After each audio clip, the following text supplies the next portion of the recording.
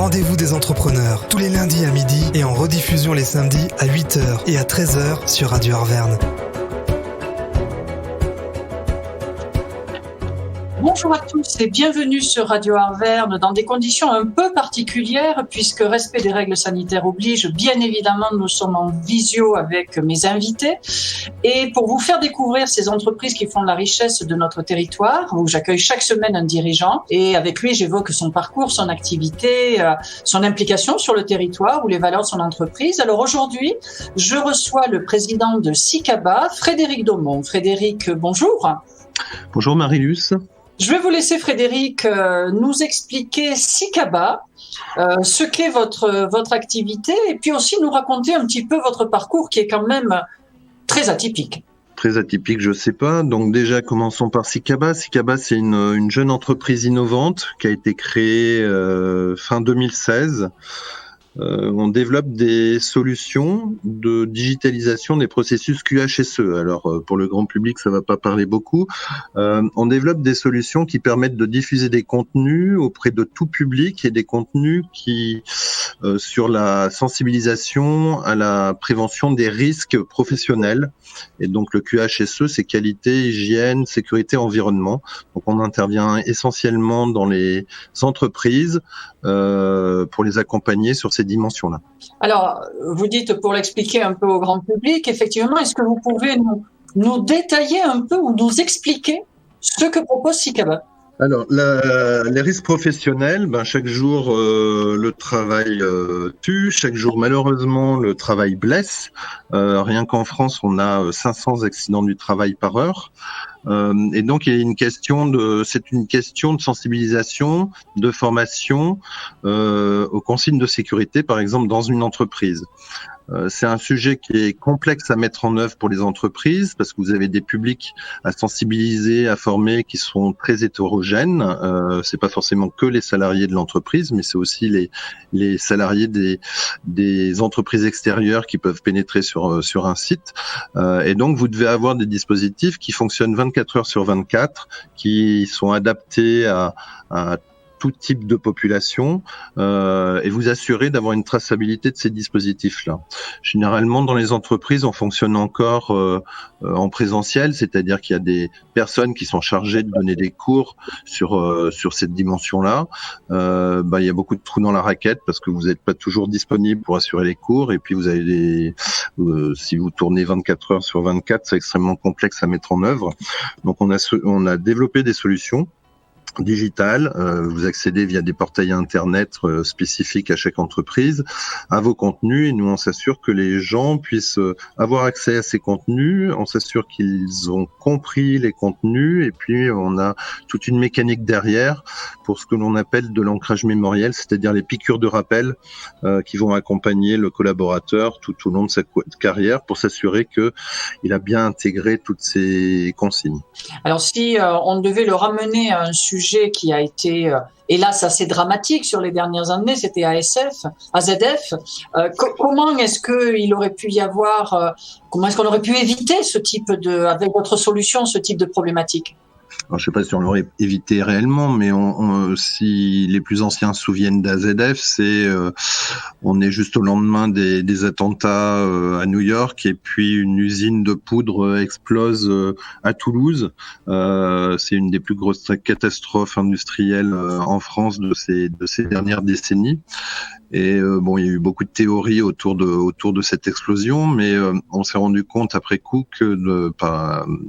avec les enquêtes que c'était des sous-traitants d'AZF qui étaient chargés du recyclage de sous-produits de production, qui faisaient travailler eux-mêmes des intérimaires, et ces intérimaires n'avaient jamais été formés aux consignes de sécurité qui sont très spécifiques, vous l'imaginez bien, sur un site qui produit de la poudre, et donc ces pauvres intérimaires ont stocké le produit A avec le produit B dans le même hangar, et ce qui devait arriver arriva, c'est-à-dire une énorme explosion.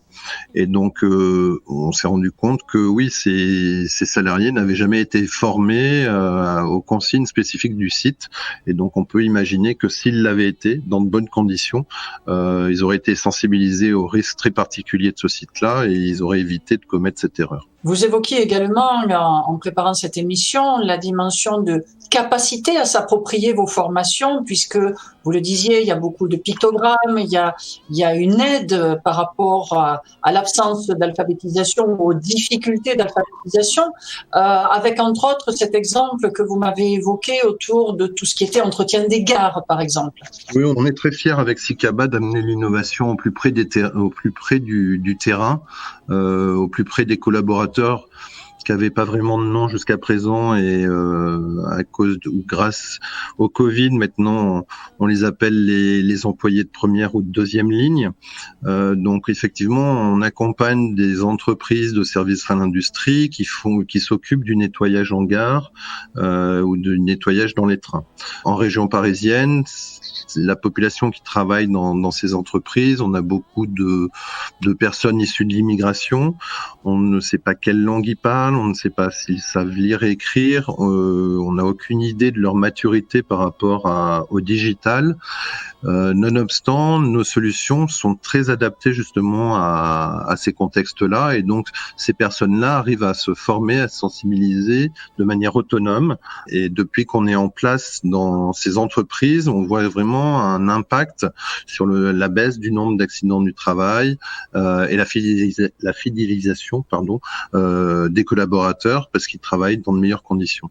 Alors je suppose aussi que c'est particulièrement prégnant dans tout ce qui va être site industriel, laboratoire, où il y a de l'innovation, où il y a des risques de fuite ou d'utilisation des brevets ou autres. Bon, en fait, l'obligation, c'est gravé dans le code du travail. C'est cette dimension de lutter contre le risque professionnel. Tout responsable de site, quel qu'il soit, se doit de veiller à ce que les personnes présentes sur son site soient en sécurité et en bonne santé.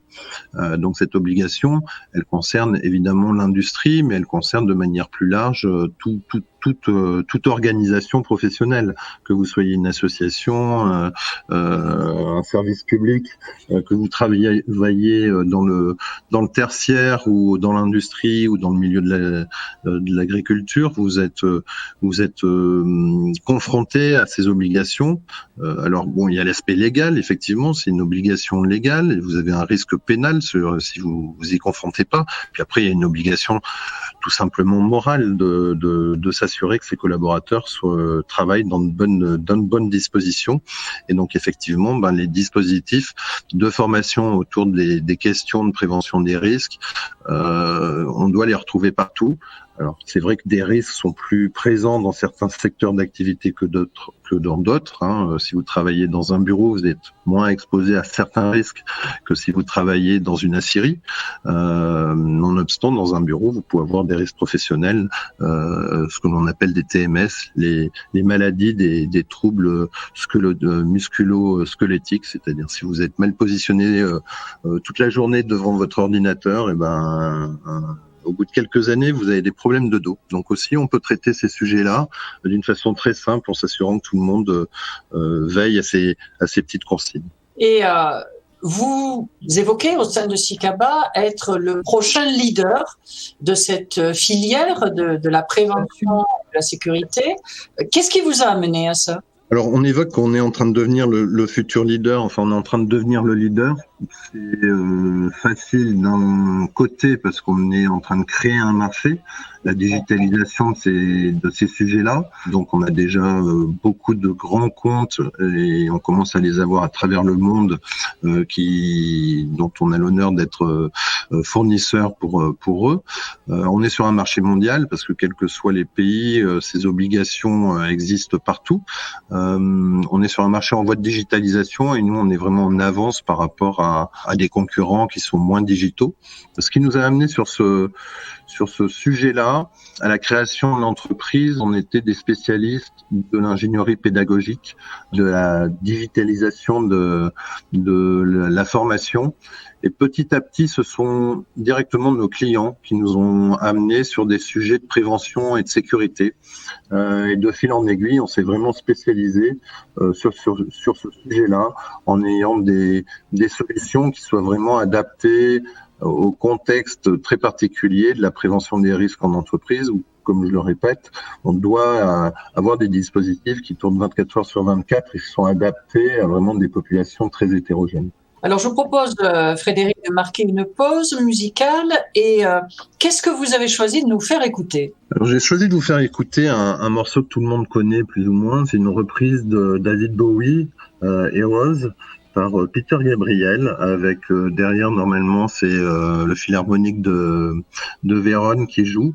C'est une musique que j'aime beaucoup et qu'on avait intégrée dans une vidéo de notre film Corporate pour notre premier séminaire l'année dernière, qui était un petit peu malheureusement prémonitoire parce qu'on parlait beaucoup des risques sanitaires dans ce film-là et malheureusement 2020 nous a donné raison. Voilà. Et donc la conclusion de cette chanson, c'est on peut tous être des héros, et c'est ce que je dis quotidiennement à mes collaborateurs. On travaille sur la prévention des risques, on travaille à sauvegarder des vies, et donc on doit être fier le matin de se lever pour aller travailler chez Sikama. Eh ben, écoutez, on va écouter ça. Ne nous quittez pas sur Radio Arverne et nous nous retrouvons dans quelques minutes avec notre invité Frédéric Daumont.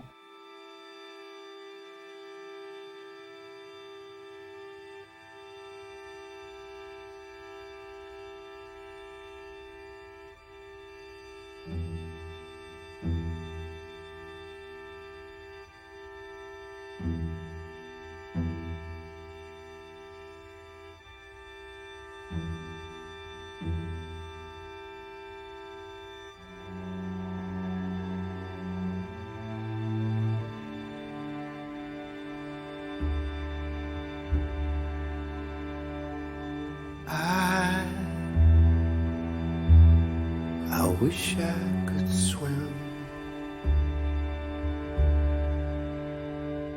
like dolphins can swim. Though nothing will keep us together, we can beat them forever and ever. How we can be heroes just for one day. How we can be heroes just for one day.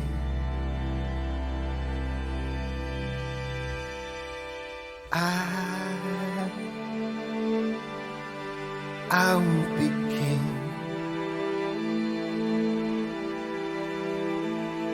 and you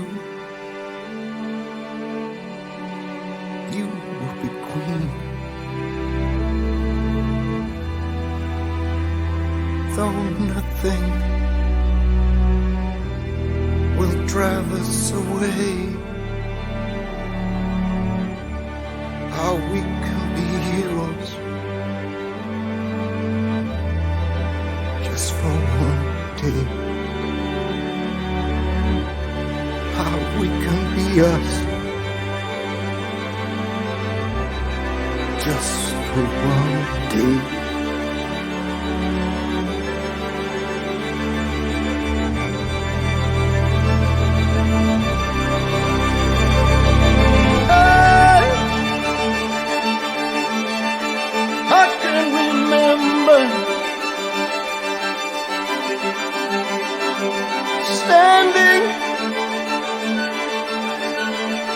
Standing by the wall,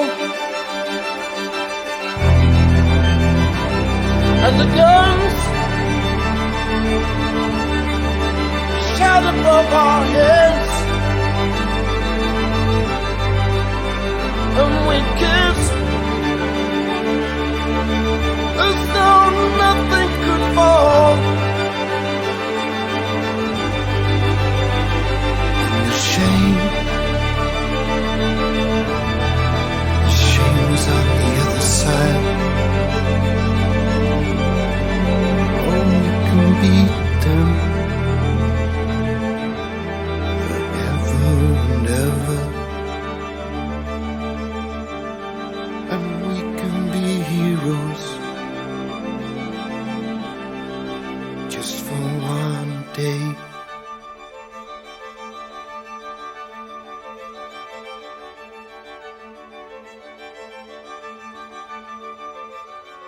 Le rendez-vous des entrepreneurs. Marie-Luce Bozon sur Radio Arverne. Bienvenue si vous êtes restés fidèles sur Radio Arverne ou si vous nous rejoignez. Nous sommes aujourd'hui dans une situation un peu particulière puisque cette émission est enregistrée en visioconférence. Nous sommes pendant le confinement.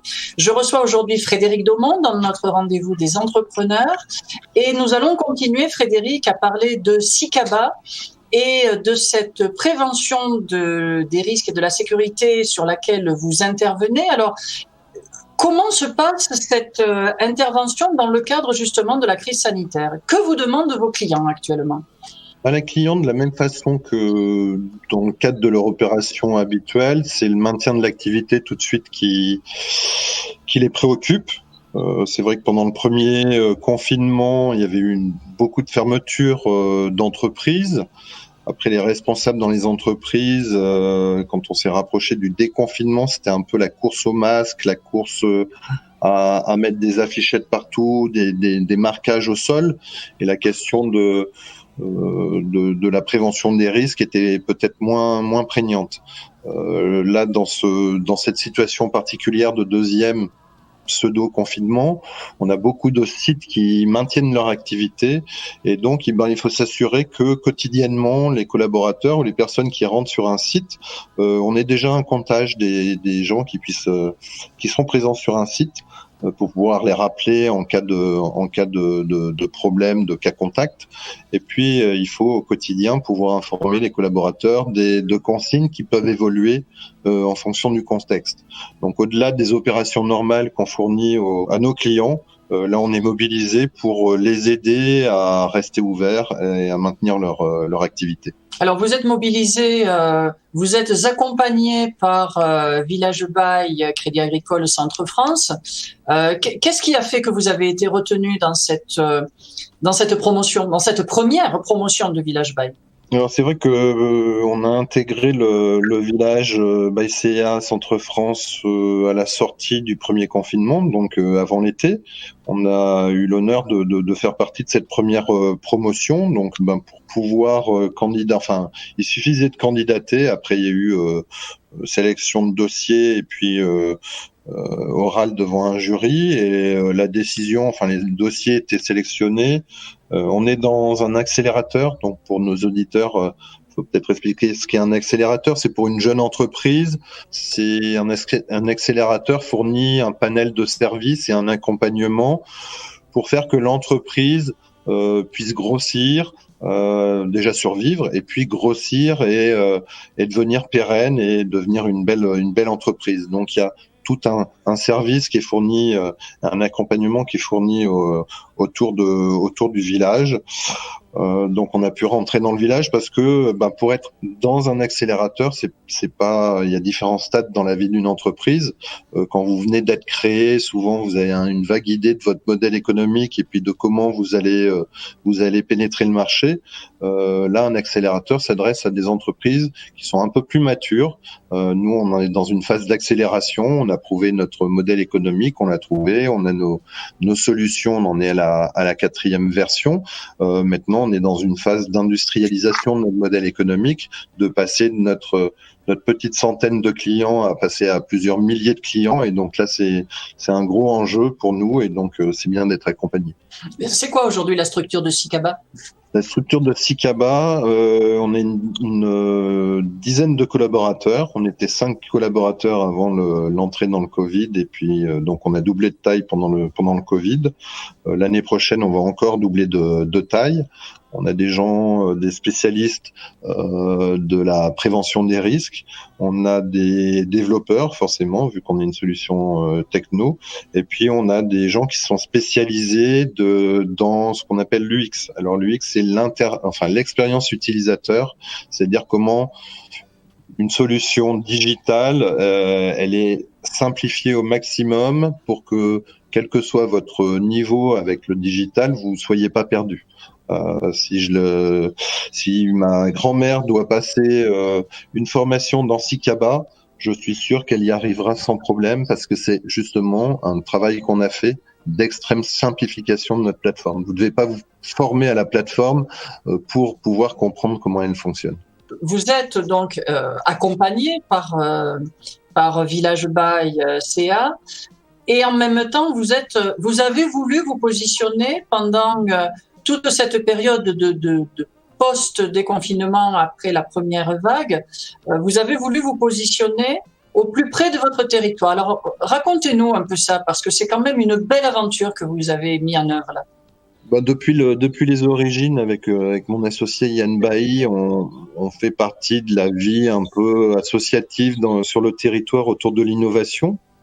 Et quand le deuxième confinement, on l'a vu arriver malheureusement avec des contraintes pour nos amis restaurateurs, tout de suite on s'est mis en ordre de bataille pour leur offrir le carnet de rappel digitalisé, c'est-à-dire que un restaurateur quand il reçoit du public dans ce contexte un peu particulier, alors là aujourd'hui on est dans un contexte très particulier et malheureux pour eux puisqu'ils sont fermés, mais juste avant cette fermeture et j'imagine juste après et longtemps peut-être après la réouverture des restaurants, ils auront l'obligation de suivre, de tracer leur clientèle. Nous, naturellement, dans nos outils, c'est ce que l'on fait avec Sicaba, c'est-à-dire qu'on a tout des process et toute une sécurité qui assure de cette gestion des données.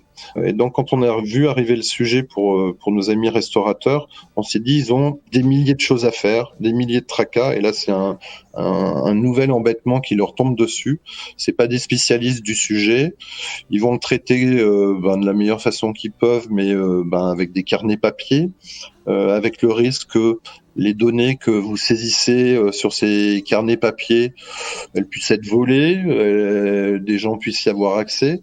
Là, la dimension autour du carnet de rappel, c'est des dimensions autour de la sécurisation des données personnelles. Donc, il y a un règlement qui régit tout cela, c'est le RGPD, le Règlement général de la protection des données.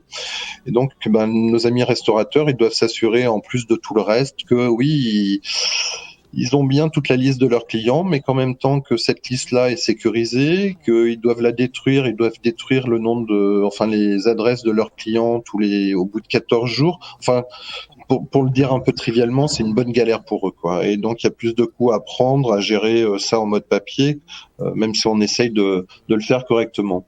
Et donc, on a souhaité leur enlever cette épine du pied avec un carnet digital qui est vraiment mise à disposition bénévolement des restaurateurs qui en font la demande, avec une solution qui est digitale. Vous avez juste un QR code à scanner quand vous arrivez dans le restaurant, 3 informations à saisir dans un formulaire, et puis vous pouvez attaquer votre repas tranquillement. Le restaurateur, lui, n'a à s'occuper de rien du tout. C'est pas lui qui va gérer la solution. Il a accès à aucune donnée et donc on peut pas lui reprocher de vol de données. Tout est sur nos serveurs qui sont en France et qui sont sécurisés. Et les seules personnes qui peuvent accéder à ces données, c'est les autorités de santé dans le cas d'enquête pour des cas contacts. Donc c'est quelque chose que vous aviez mis en place, vous, avec humilité, vous ne l'évoquez pas, mais c'est vraiment quelque chose que vous avez fait bénévolement, et je suppose que vous allez maintenir lorsque la fin de ce deuxième confinement va enfin arriver. Je souhaite qu'elle arrive le plus rapidement possible pour nos amis restaurateurs. Évidemment, on l'a fait pas juste on avait une solution, on s'est dit on la met à disposition des restaurateurs et on la mettra à disposition jusqu'à ce qu'ils n'en aient plus besoin. J'espère qu'ils n'en auront plus besoin rapidement parce que ça voudrait dire qu'on revient à une situation normale. Mais tant qu'ils en auront besoin, on sera là pour les aider et leur fournir gracieusement cette solution. Frédéric, c'est quoi les prochains enjeux pour Sicaba ? Prochains enjeux pour Sicaba, au-delà de ce carnet de rappel, c'est d'aller toujours plus loin dans la prévention des risques professionnels. Et donc, on travaille, par exemple, avec le laboratoire de maths de l'Université de Clermont-Ferrand, on travaille avec le CNRS, on travaille avec le CHU de Clermont, autour d'un projet de recherche pour croiser les données de prévention, les données d'accidents, les données de formation, pour développer de l'intelligence artificielle qui permettra d'affiner les dispositifs de prévention et de faire une sorte de prédictibilité des accidents du travail en fonction de catégories de population, en fonction de catégories socio-professionnelles ou de conditions de travail. Donc, ça permettra de piloter toujours ces dispositifs plus finement et donc de réduire les accidents et les risques dans les entreprises. Donc ça, c'est vraiment un enjeu pour nous. Dès l'année prochaine, on va sortir les premières fonctionnalités qui vont être intégrées dans nos solutions. Et puis après, l'enjeu business pour nous, il est d'accéder à cette dimension internationale et d'accélérer. Donc on est en train de finaliser les discussions avec l'écosystème d'investisseurs auvergnat et au-delà de l'Auvergne, parce que nos ambitions, c'est effectivement de devenir une entreprise sur un terrain international. Et donc l'ambition, c'est de passer de notre petite dizaine de collaborateurs tout de suite à plus d'une centaine en l'espace de 4 ans. Donc il y a des bons enjeux d'accélération, comme on appelle. Voilà. Écoutez, c'est ce qu'on va vous souhaiter pour retrouver, pour les dirigeants qui nous écoutent, des informations sur SICABA, un site, un téléphone. Alors, tout simplement un site, et puis on les contactera, c'est sicaba.com, donc CIKABA.com, et pour vous devancer, pour expliquer d'où vient SICABA, ça n'a rien à voir avec Chewbacca de Star Wars. SICABA, c'est le nom d'une petite chouette qui vit dans les forêts et qui fait beaucoup de bruit quand il y a un danger dans la forêt. Et donc, elle avertit les habitants de la forêt en cas de danger. Donc, voilà, on a fait le choix de ce nom-là pour illustrer notre solution. Eh bien, Frédéric, on vous souhaite de faire rayonner SICABA et de faire rayonner l'Auvergne en même temps et d'apporter des vraies solutions techniques aux entreprises. Merci à vous, merci à nos auditeurs et à très bientôt sur l'antenne de Radio Arverne.